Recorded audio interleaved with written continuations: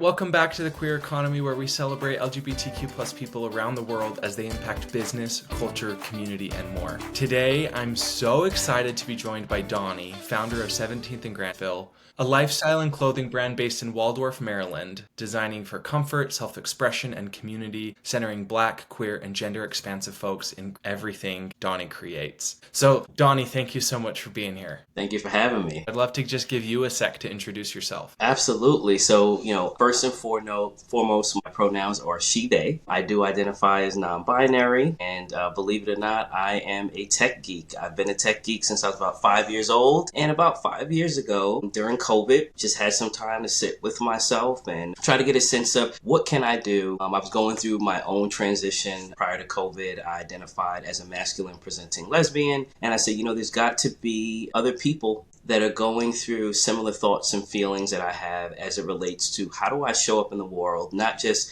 from an identity and from a personal level, but clothing, right? Clothing is a form of expression, a form of pride, right? Sense of self. I remember going to several department stores, looking online and not really seeing anything that resonated with me. Everything from fit to what companies stand for. And of course, the typical me being intersectional of being Black, LGBTQ, Black History Month rolls around. And it's like, okay, how performative can we get for 28 days? And Pride Month comes around, and as soon as July 4th is near, everyone strips the rainbow from their logo and we move on, business as usual. I say, this has to stop because contributions to fashion, the Black and brown community, the LGBTQ community, even when it comes to terminology, it is good when others profit off of it. But when it comes to showing up and standing up for equality and rights and doubling down and the common phrase of, standing 10 toes down, right, to do what is needed, I didn't see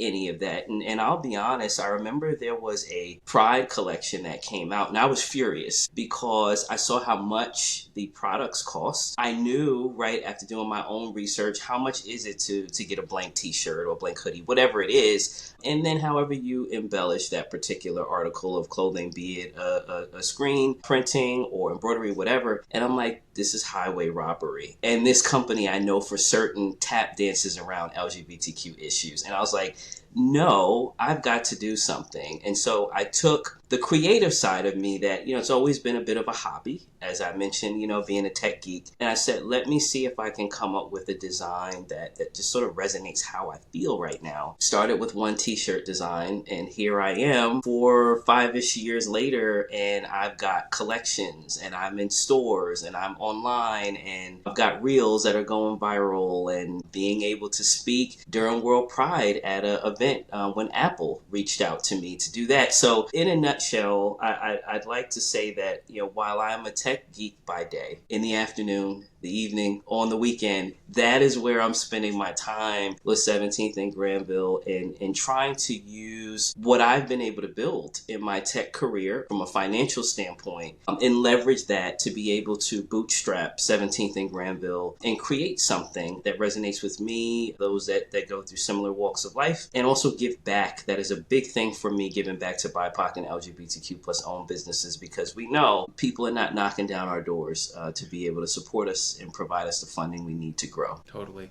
Wow. Sometimes we see something in the world that really frustrates us, and it's not always easy to do something about it beyond having conversations. But you took a look at where the world was at and what things were doing, and you said, I can do something about this. Mm-hmm. Mm-hmm. And in 5 years, you've built a business. You've spoken at events. You've done all this stuff.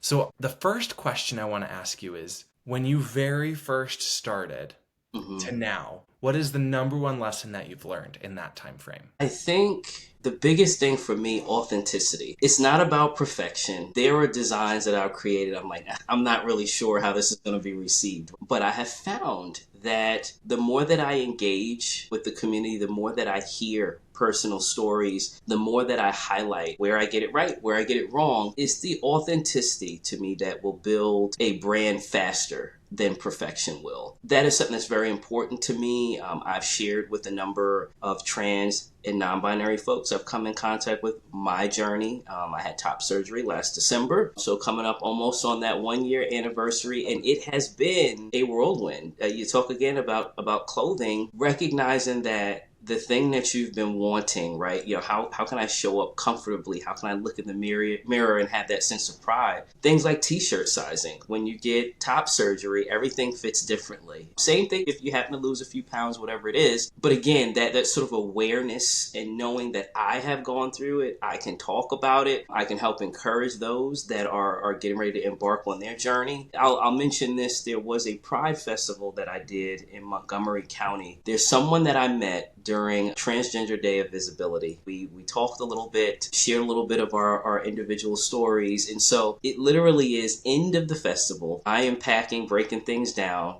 And this person runs over and is like, hey, I remember you. You're 17th in Granville, right? I'm like, yes. And they go, hey, I wanted to say hello and see what you had. I didn't get a chance to buy anything when I first met you, but I know you always come with new things. So they bought something and they go, by the way, I'm going to my top surgery consultation in a few months. And right away, I'm like overcome with emotion. And I am like, is it okay if I give you a hug? They go, yes. We talk a little bit more and I say, please keep me up to date on your journey. If there's any way that I can help, be it talking through things and just trying to navigate different resources. And again, that it was just reaffirming for me because this is why I do it, right? Yes, it's great to sell items, make a profit, be able to give back, but it is the human to human connection that I am able to have. And having those experiences is what keeps me going. Perhaps someone can see an article of clothing and it may change their mind. There could be someone in their household that is currently transitioning or just part of the community and coming out. Could be someone that wanted to do something and wasn't certain if they'd be able. If they hear more about my struggles, my wins, the in-between, maybe that's something that may push them further toward what that goal is or what that vision or idea is. From the outside looking in, someone might look at 17th and Granville and think, clothing, awesome, cool, that's what you're about. But it's so much more. It's community, it's connection, Yes. It's authenticity, it's resilience. There's so many layers behind your purpose. I can see why it drives you on the weekends or in the evenings to work on this and to build this. Yes. So with that being said, running this business is on top of your regular 9-to-5 job. Is that correct? That is correct. I'd love to just hear a little bit more about the nitty-gritty behind starting the brand. Are you a team of one? Have you relied on some people? What does that look like? And then maybe walk us to where you're at today. You mentioned that you're in a few different stores, you're online, You're doing different things like that. Sure, absolutely. So I start from the beginning. It had been Christmas Eve or Christmas. A high school friend of mine, we were just talking. Initially, I was going to go in a different direction with the logo. I'm just kind of going back and forth. One thing I failed to mention in my intro, and it may come out here and there. I'm originally from New York, so some of the accent will sneak out. We were just kind of brainstorming on how can I convey not just what I want to do, but pay some homage back to me, my family. And so that collaborative sort of session, I thought about taking the subway as a teen in New York, last stop on the A train for those familiar with Queens. And I said to myself, with my intersectionality and my upbringing and family, what can I do to highlight that? And so if you look at my logo, it kind of resembles sort of a train station stop, right? And I get this all the time. Well, where is this place? I know of a Granville in DC and, elsewhere in the country. I'm like, well, here's the deal. Granville is a family name on my father's side.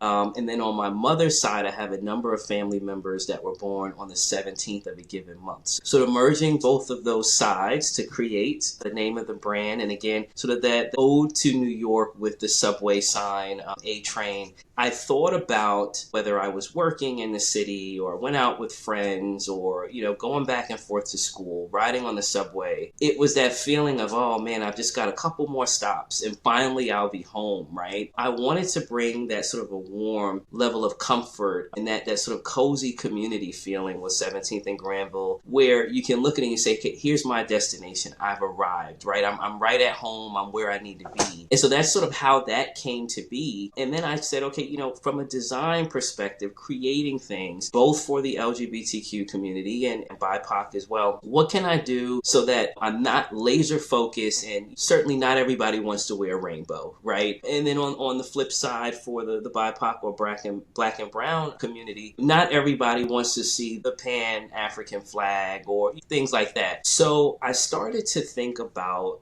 our sort of struggles. And I thought about one of the first designs I created. It was for a t-shirt. I thought about, as a Black individual, typically Black men or Black masculine presenting folks, there's so many life choices that we have to review, things that we have to kind of, weigh pros and cons or give more priority to based off of what we have access to, the resources around us. And sort of had a deck of cards where I talked about, a life coach, right? Having a therapist. All of these things some people may have access to right off the bat, based off of their upbringing, family influence, and just, maybe a more positive situation. But for the Black and brown community, we don't have access to all of these things. But all of these things play a role in how we navigate through the world, how we show up, how we function. Are we confident? Are we operating from a deficit from day one, where we're constantly trying to play catch up? I wanted to be able to highlight that in a way that showed visually what that looks like. And so that was a design that I created myself. And then I'd say one other that I want to highlight is, there's a Queer Excellence t-shirt where, there's sort of a flag being held up, similar to what we've seen in military, but nothing in relation to that. It was more of the progressive flag being held up by a variety of individuals that don't necessarily look the same. They're part of community, but they may be trans. You could be a non-binary person. You're bisexual, right? Gay, lesbian, etc. To show it takes all of us to uplift the community. It's not, one sole identity. And we have to recognize that as a community and say, how can we be able to put ourselves in others' shoes, even though that may not have been our journey in life? And so I wanted to kind of create something like that to be able to depict that. And again, visual things that will get a conversation going, drive some discussion even around the intersectionality, and help inform, because we do know the BIPOC and LGBTQ plus communities, while there may be similar struggles, there are also very different struggles. And sometimes it is difficult, if you're only part of one, to not be able to empathize or understand what is happening in the other community. So trying to leverage the fashion in that way as well. But I say overall, and this is what I tell people when I meet them, 90% of the designs that you see me come out with, these are all things that I've created. The other 10%, I have worked with a graphic designer just to try to fine tune things. Or maybe if I get stuck and I'm like, hey, I don't really like the way I mocked this up. Let's see if we can make this better. That has sort of been the way that I've continued to move. I sort of started in that direction probably around the end of year 2 going into year 3. And then last year, I actually brought on a digital marketing specialist who's been a godsend. I'll never forget it. I was at Capitol Pride last year, and I'm there, and it was another one of those situations where I had to phone a friend to help me because Capitol Pride is massive. That's a lot for one person to take on. And so, we're sitting there, and me and my friend, we're just trying to navigate the crowd. So, young individual comes over and is excited about the brand and, buys 1 or 2 items and then walks away, does a double take and looks at the clothing rack and goes, wait a minute, I need that too. So they walk back and is like, hey, I want to get this too, but are you hiring? And in my mind, it wasn't really something that I had thought about. Again, I'm dealing with, my 9 to 5. I'm trying to squeeze this in the 24 hours a day we have. And I'm like, It's not a bad idea. I'm like, hey, just send me your resume. What I loved, I got that resume within 24 hours. And we talked, we met up at an upcoming event, and we've, for the most part, been inseparable ever since. But this is one where, you know, they're also part of community, and they have really been a godsend on the marketing front and being able to open my eyes to things that are not my specialty. He's really been a godsend for helping push this forward over the last really 14 to 15 months. Awesome. Wow. So you started, you've hired some people, Mm. and then you're online, and then you also mentioned you're in some stores. Yes. Let's hear about where people can find your products. Absolutely. So I'll start, and I'll give a shout out to two stores that I started out with, I would say late 23 going into 24. So first, Black American Market, they actually were in Potomac Mills down in, going a little bit past the sort of maybe Northern Virginia area. And I started there. It was sort of my first introduction to being in a store. And it was overwhelming for me, to say the least. And I'm saying this in a positive way, to be able to just walk in a store and see my items on display, to engage with a store owner that really believed in what I was doing and was very supportive. Unfortunately, the store did close down. I know that they do have an online presence now, and I'm working to get back re-engaged on that front. But that was sort of my first introduction. The second was a company called Blank Slate. They had a store down, I believe it was in North Carolina, and then we were at National Harbor Tanger Outlets here in Maryland, and I had some clothing there as well, and they ended up closing as well. I'm sharing them first because I want to highlight a common theme that's very important to me. Both of these businesses were Black owned, and both of these businesses did their darndest to be able to highlight Black owned makers, innovators, etc. I'm talking anything from clothing to, Blank Slate had people that, had honey and spices and books and all these things. Going back to the reason why I do this, these two Black owned stores shut down probably within 12 or so months. And part of the reason behind that is always going to be the authenticity piece, the sustainable growth, and just support from community. There were many individuals that had some stellar products in these stores. But the reality is, when it comes to showing up and supporting community, it is very difficult to get people to tap in and stand 10 toes down and say, I am going to patronize these stores that are selling Black owned. And the one thing I want to highlight in this interview is, I don't expect everybody to do the math when they walk in the store and they wonder, well, why is something priced this much? Or when I go to a pop-up, well, why is this jacket this price? And maybe I can go to, H&M, Target, whoever, and get something a little less. Well, here's the deal. When you're dealing with a large big box store, they have the capital to be able to buy things at a larger scale, which allows them to be able to sell these items at a much discounted price compared to a small business or Black-owned business, etc., where they have a smaller amount of capital available to be able to get their blank products or their materials to be able to create their items. And so sometimes that dollar amount may be a little bit higher than what you'd expect. But you also have to think about the individual labor that goes into creating these products or services, and think strongly about, when you say that you want to support Black-owned businesses or LGBTQ-owned, minority-owned businesses, really think hard about not just me, but the individuals that are doing this full-time, day in and day out. This is their livelihood, and they are looking for that big break. They are looking for their product to go viral. They're looking to be able to get in a store and maybe have a partnership. I think the community has to come together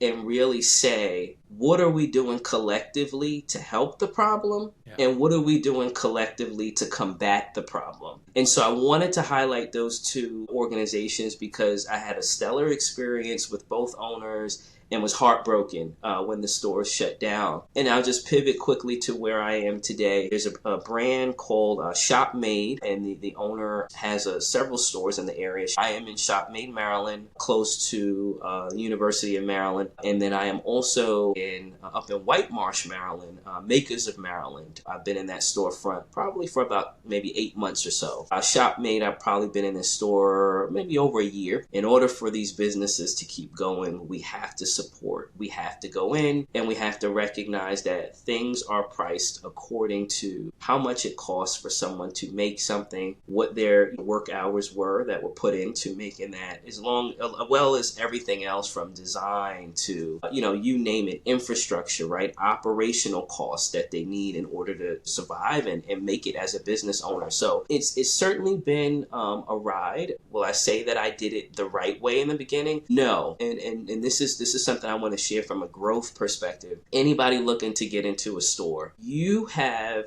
a certain level of involvement that you need to place into your day-to-day interaction, your ability to engage with the store owner, your ability to make sure you're looking at the metrics and understanding what is selling, what's not selling. Are there people asking for certain sizes? Maybe there are certain designs that resonate in a given area because that demographic is looking for something very specific. Whereas there may be other things where folks are looking for the things that may not be selling elsewhere. I think ego is something that needs to be put to the side. I can create a design that I think is just the best thing since sliced bread. But when it goes to market, it may not be well received. That's not a ding on me. It may just be the timing may not be right. It could be the market that I'm trying to enter into may not be receptive. And so there's another market that might be. And also things, even when it comes down to color, I go back to clothing and accessories. There are times where someone may say, hey, have you ever thought about XYZ? And you might say, oh yeah, maybe, maybe not. But when you hear 2 or 3 more people say the same thing, you've got to tap into that. You have something there. And then the last thing I'll say, just to kind of wrap it up, I have over the last maybe 3 months or so begun to entertain the idea of custom clothing. And I do this for a number of reasons. I am very adamant about ensuring that I have something that can fit the majority, extra small going up to 5X. But oftentimes I may be limited by the company that creates a blank product. Maybe they only go up to a certain size. It could also be that if I'm trying to uplift certain identities, for example, what I did in my recent Pride collection, maybe there is an identity that I did not capture. And there are 2 or 3 people, maybe even one person that's interested in, hey, I really like that polo, but I identify as X. Would you be able to create one for me? And so just recently launched the ability to do that, where you can go on the website and fill out a form and identify what product and or design you're interested in, what would you like it placed on, and I'll do that customized product for that individual, just again as another means of you show up in the world uniquely you. It may not be that something that I've created on a larger scale resonates with you, but that doesn't mean you don't belong with 17th and Granville. It just may mean that we may have to tackle it on an individual level to be able to still ensure that you can feel good, look good, and just show up in the world authentically. Yeah, 100%. And there's something beautiful about the way that because you're a smaller business, you can have the custom setup. Yep. You're closer to the consumer, you're closer to the community to hear what they're wanting, rather than being big enough that whatever you decide is going to generate enough sales to make it buy. And if you're shopping and you have to pay $5, $6, $7 more because it's a smaller business, think about how much farther those funds are going. It's supporting that local business to stay open. It's keeping those local dollars local, because small businesses are spending money locally, generally speaking. And it's just overall helping the community. The National Business Association predicts that small businesses contribute roughly 43 to 45% of US GDP, which is significant. It is very significant, yeah. And it makes such a difference to be able to put your money where your mouth is. Areas you believe in and places that are going to be more sustainable and more ethically sourced, and support the causes that you do on a deeper level. A business like yours, you're supporting the cause and you're supporting the community on a much deeper level. Powerful. So I love what you're doing. I think it's making such a difference, and it's heartbreaking to see small businesses close. But Yes. we got to just find ways to support them. And if you don't feel like financially you can support a small business, engage with them on social, follow Right. them, share their posts, help them reach more people because they always need support in those ways as well. As they always say, you see the posts or the memes, it costs $0 to show your support in other ways. The more that you highlight, you bring that visibility and awareness, you are bringing other people to sort of that digital doorstep, right? To be able to engage and learn more. And maybe there's something that they find that is suitable to them. Yeah. Totally. So people can find you in those stores. They can find you on your website as well Yes. as your social. Any other areas you want to plug to point people to so they can support you and find you? Sure. Yes. There is an online LGBTQ marketplace called Pink Robin Shop. I have some items on there as well, but want to give them a shout out because they are another small business that is really trying to do some needful work for community. A lot of different companies on there now. They have found a way to centralize some really well-made products and brands on their site. Perfect. Okay, as we're nearing the end of the episode, I do just want to take a moment to recognize you're working full time and then you're running this business in your extra time. Mm-hmm. And it's a business that's so deeply connected to your identity, to who you are, to things that get politicized, and Yes. there's a lot of opinions in the world, and it can be heavy. Mm-hmm. Between your time being overloaded, plus the mental and emotional weight that it might carry, how do you balance that? How do you beat burnout? And how do you just keep going? From week to week, that looks different. I love working out, going for a run, lifting some weights. That kind of keeps me grounded. Some of that stress, just trying to kind of expel that. I think having some in-depth conversations with my close circle as I talk through everything from the political things that are going to how do I feel impacted to trying to enlighten them on what might be going through my mind as a Black non-binary individual versus what might be going through their mind as maybe a cisgendered white male, cisgendered Black male, etc. And I find that those conversations have been very therapeutic for me. I think oftentimes it is easy to let the noise take over, especially now. This year's been rough. I think rough is an understatement. I recognize that there are things that I have control over and things that I don't have control over. There are also things that I am extremely passionate about. I've had some very passionate conversations with my partner and appreciate her for listening when I get on my soapbox. But all of these things are ways that I challenge myself to just be open and transparent and take some accountability for the feelings that I have, the way that I engage with folks, and how that may come out in 17th and Granville. The one thing I want to make clear is, for me, first and foremost, mental health and emotional safety are extremely important. Again, I've mentioned in a variety of ways why I'm doing 17th and Granville and what community means to me. But I'm trying to be very cautious and very protective of self to ensure that I don't burn out, to ensure that I can continue to do this work. And sometimes that may mean that I have to take a step back. I may not be on social media. I may not engage in certain commentary. I may not comment under certain posts. It really is, when you look at your bandwidth and you see what you have available, if you don't see that there is availability, that is just something that you cannot do. When you push yourself over the edge, it is very hard sometimes to get back on track. And I'm a big proponent of just mental health in general. Shout out to my therapist that I speak to on a weekly basis, because we have talked about many a thing and we will continue. But it's the healthy things. It is, I like to call it the toolbox that I bring with me every day. Be it, there's an article that comes out, what are the breathing exercises? How do I ground myself, right? Can I feel? Can I touch? Can I sense things? And that is the way that I have to navigate throughout the world. And I know the things that work for me may not necessarily work for others, and that's also okay. But just putting that out there for people that may feel they have to respond to everything, or they have to be a part of every conversation. It is exhaustive. It is mentally, emotionally, socially exhaustive, and you have to reserve something for yourself. And so that is how I try to create that balance. And it makes a difference. Sometimes it takes a pause, an intentional moment of where am I at? Yep. How am I feeling? What do I need to do? But that 2-minute pause can really make all the difference. So Yes. thank you for sharing that.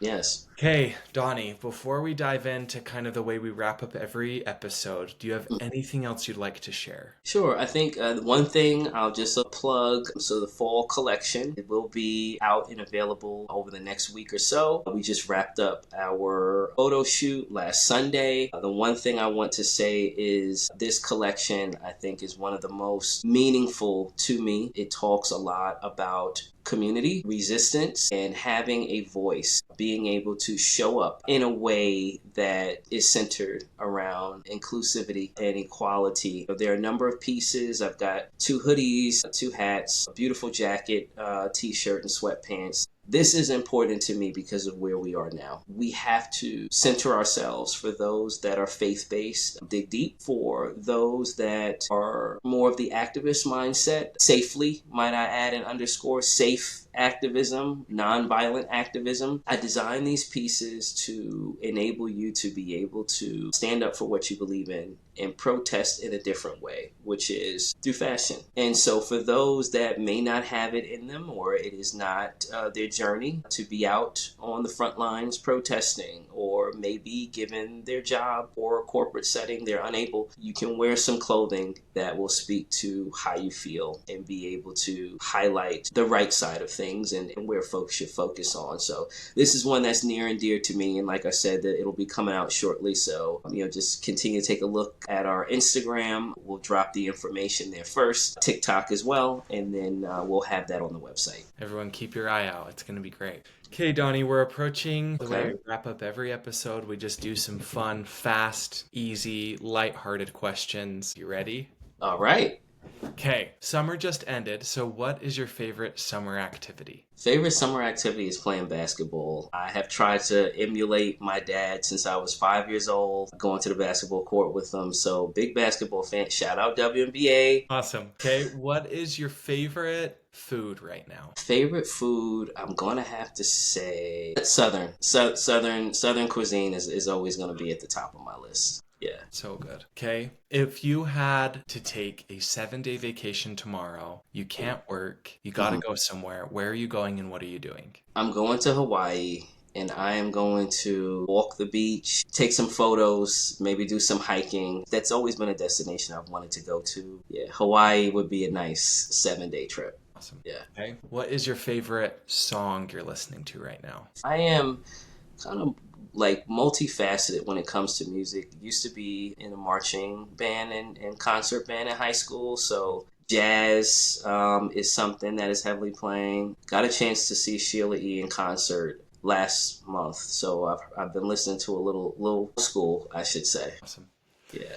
Okay, last question. You get on an elevator and the other person in the elevator is your younger self. You've got a really short elevator ride with just the two of you. What message or what advice do you share with your younger self? My younger self, the first thing I would say is no matter what you want to be and what you want to do, your family's going to support you. Do not worry about how you identify, what clothing you wear, how you show up in the world. Just do it. In a corporate setting, same thing. Don't pretend to be something else that you aren't. If you want to wear something from the men's section to work, do it. And I think lastly, embrace yourself, love yourself, don't compare yourself to others, show up authentically. You have no idea what you are going to accomplish. And if I told you, you would think that I'm crazy and you wouldn't believe it. I love that. Okay, Donny, thank you so much for joining us today. It's been such a pleasure. All right, everyone, that's it for today's show. Thank you for tuning in. Please be sure to support 17th in Granville as well as other small local businesses around you. Until next time, be kind, be bold, be you. That's all for now.